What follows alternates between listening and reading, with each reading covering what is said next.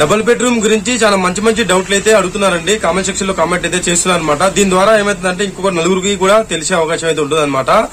ఒకరైతే comment అయితే చేశారు. అదేంటంటే ఇల్లు పొలం ఉన్న వారికే ఇల్లు అనేది ఇవ్వడం అయితే జరిగింది. మరి ఇల్లు పొలం లేని వారి పరిస్థితి ఏంటి, మరి మిగిలిన వారికి అంటే ఇల్లు రాని వారికి మరి ఇల్లు ఇస్తారా ఇవ్వరా, మరి సరిగ్గా ఎంక్వైరీ చేయకపోవడమా లేకపోతే ఈ అధికారులు తప్పిదమా ఏంటి, దీనికి కారణం ఏంటని వారు అడగడం అయితే జరిగింది. అలాగే మేము ఎవరిని అడగాలి, ఏ అధికారులు మేము ప్రశ్నించాలి, మాకు ఇల్లు ఎలా వస్తుందని వారు అడగడం అయితే జరిగింది అనమాట. చాలా మంచి క్వశ్చన్ అయితే అడిగారండి. అడిగింది చాలా కరెక్ట్ అండి. చాలా వరకు కూడా ఇల్లు ఉన్న వారికే ఇల్లు రావడం అనేది జరిగింది. ఏంటంటే వీళ్ళు అధికారులు తప్పిదమా లేకపోతే ఎంక్వైరీ చేసే టైంలో ఎలా చేశారనేది కూడా అసలు ఏమీ అర్థం కావట్లేదు అనమాట.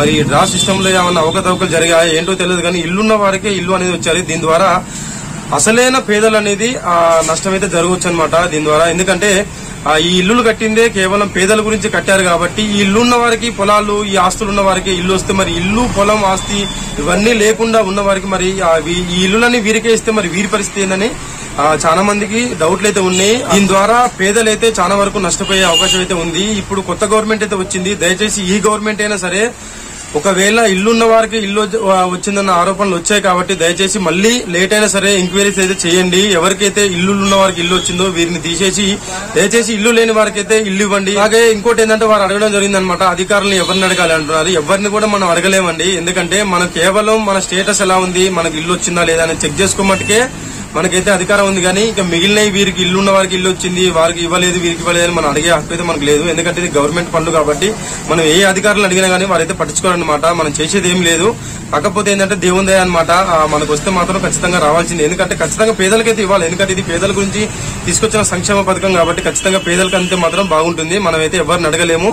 దీని గురించి పూర్తి అప్డేట్ అయితే రానుందనమాట. ఈ డిసెంబర్ లాస్ట్ కల్లా రానుంది. ఒకవేళ అప్డేట్ వచ్చిన వెంటనే నేను మీకు తెలియజేస్తాను. అలాగే ఇంకోరు కూడా కామెంట్ అయితే చేశారు. వారికి ఉన్న డౌట్ ఏంటంటే కలెక్టర్ ఆఫీస్ లో ఏదైతే ఈ డబుల్ బెడ్రూమ్ సంబంధించిన లిస్ట్ లో ఉందో ఆ లిస్ట్ లో మాది పేరు కూడా వచ్చింది. అలాగే నాకు ఆరెంజ్ కలర్ కూడా వచ్చింది. ఇంతలోనే ఎన్నికల కోడ్ అనేది రావడం అయితే జరిగింది. మరి ఇప్పుడు ఎన్నికల కోడ్ కూడా అయిపోయింది కదా, మరి మాకు ఇల్లు ఇస్తారా ఇవ్వరా అని వారు అడగడం అయితే జరిగిందనమాట.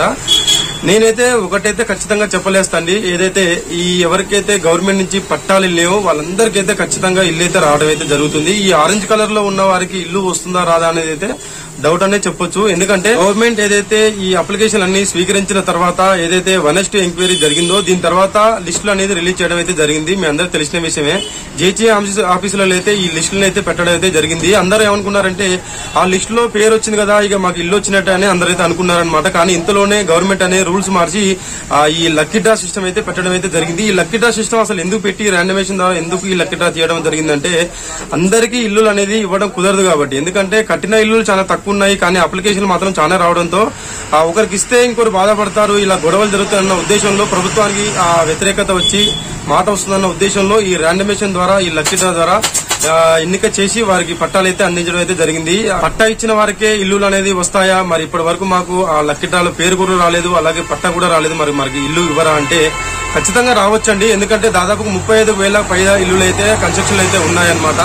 కాకపోతే అందరికీ వస్తాయని గ్యారంటీగా అయితే చెప్పలేను. కాకపోతే ఏంటంటే ఈ 4th ఫేజ్ అనేది కంపల్సరీ ఉంటుంది. ఈ 4th ఫేజ్ లో ఎంతమందికి ఇస్తారనేది కూడా చెప్పలేమన్నమాట. దీని తర్వాత కన్స్ట్రక్షన్ అది ఎలా మొదలు పెడతారు, ఏ ఇల్లులు కడతారు, ఎంతమందికి ఇవ్వబోతుంది అనేది గవర్నమెంట్ నుంచి పూర్తి అప్డేట్ అయితే రానుందన్నమాట. ఒకవేళ అప్డేట్ వచ్చిన వెంటనే నేను మీకు తెలియజేస్తాను.